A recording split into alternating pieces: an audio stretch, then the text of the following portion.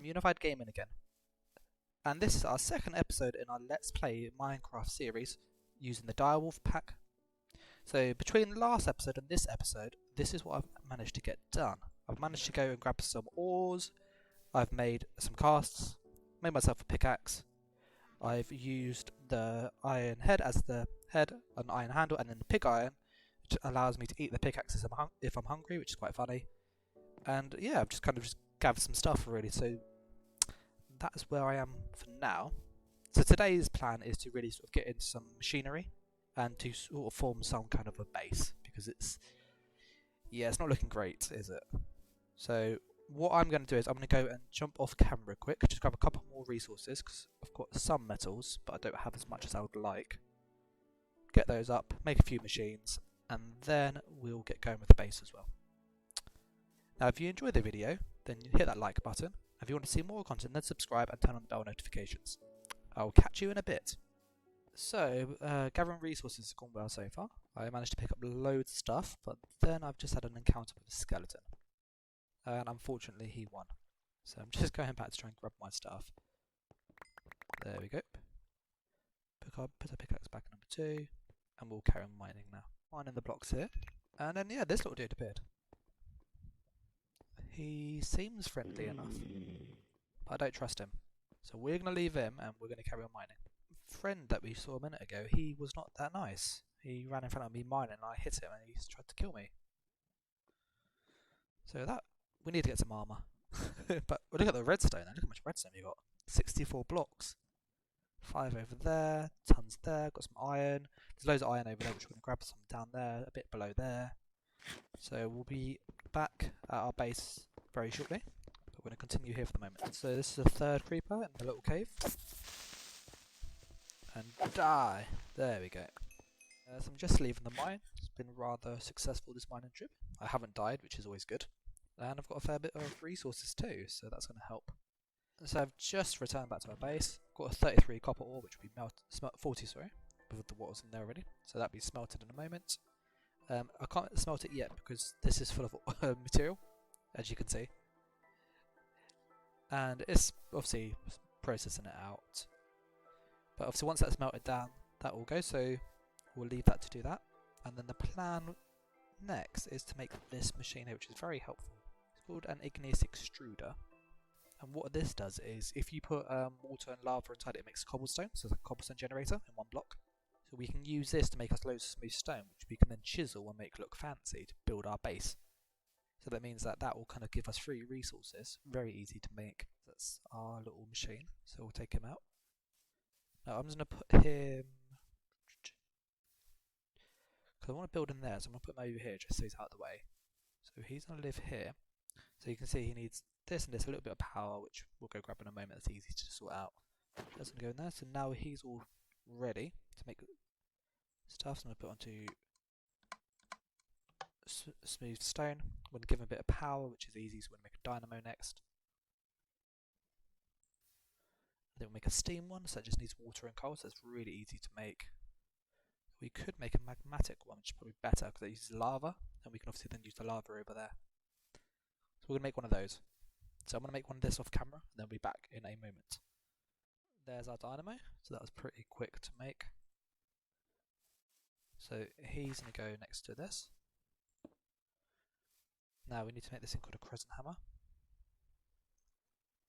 It's basically like the wrench for the mod, so it's a little blue thing up here. So 3 iron and 1 tin, so nice and easy. Rub that quick. 1 tin, got some iron on me. That goes there. 1, 2, 3. Done that, lets us rotate it. So that goes there. They're going to pinch some lava from here. Oh, did not mean to do that. Put that inside this. That then will power that, and now this is now making us stone.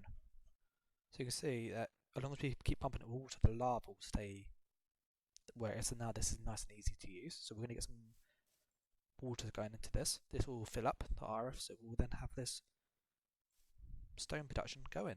So I'll be back in a moment once I've made the next machine that we need. I've almost made this thing we need now. There we go.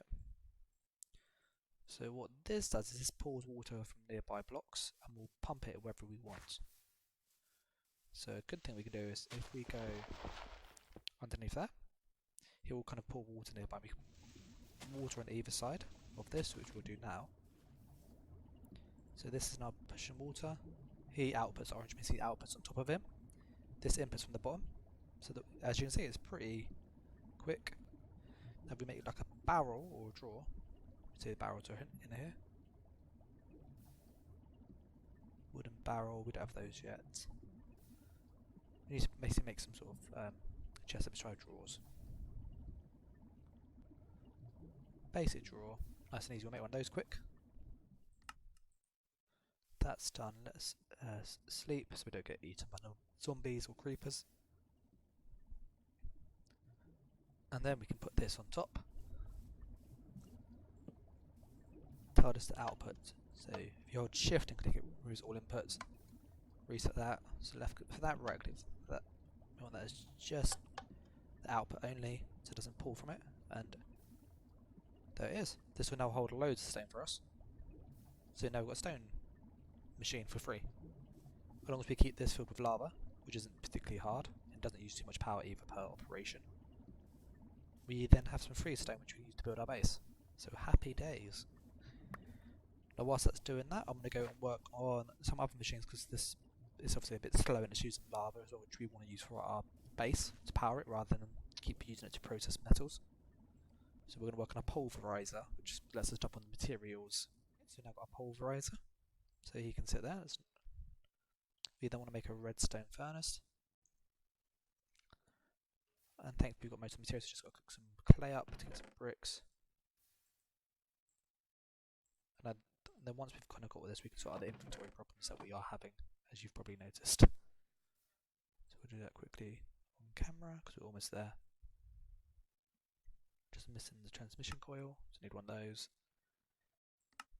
And it's a lot easier to have all the materials you need on you, rather than keep going back and forth generally. Then we need some flux ducts, I think they're called. And these are like the power cables from, so we'll make just 12 of those, that's more than enough.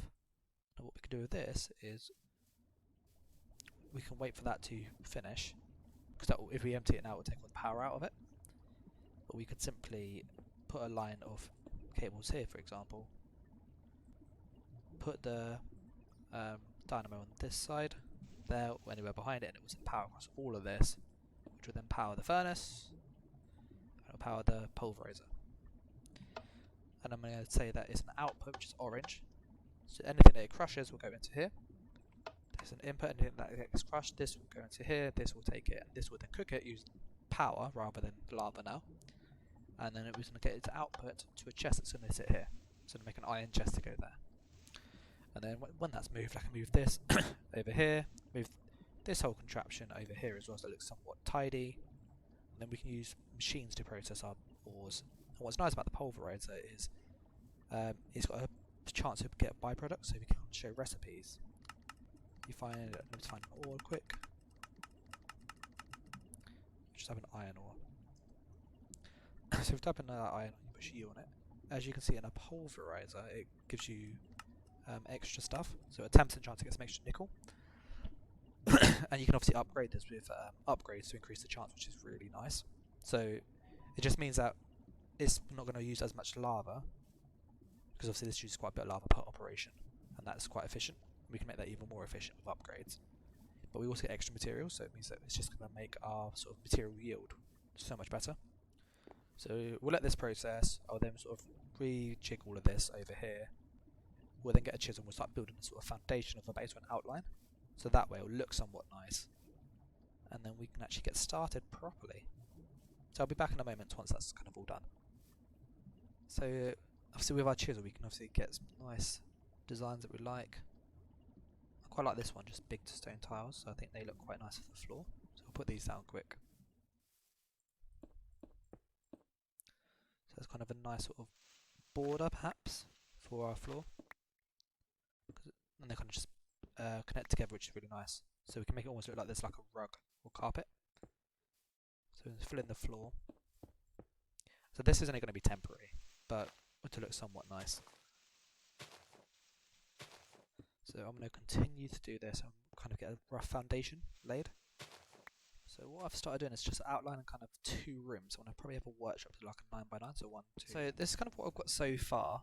Kind of I made my little workshop. So there's kind of just board around it, bit of smoothness in the middle.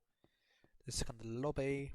So what I'm thinking is kind of as you walk in, have some steps starting here, going up a bit, then around getting to sort of here where you're on the 2nd level up there.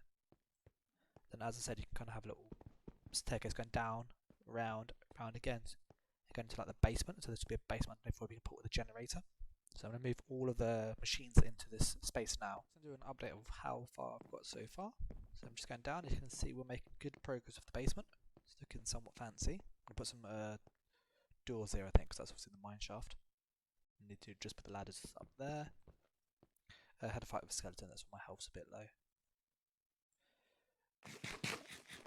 And then upstairs, so this is looking somewhat there. I need to chop this block in half to saw it, and then I should be able to get down without banging my head. Got the staircase going upstairs, which is good. This is somewhat decorated. So as you can see, I've moved all of the machines. They are now installed into the base.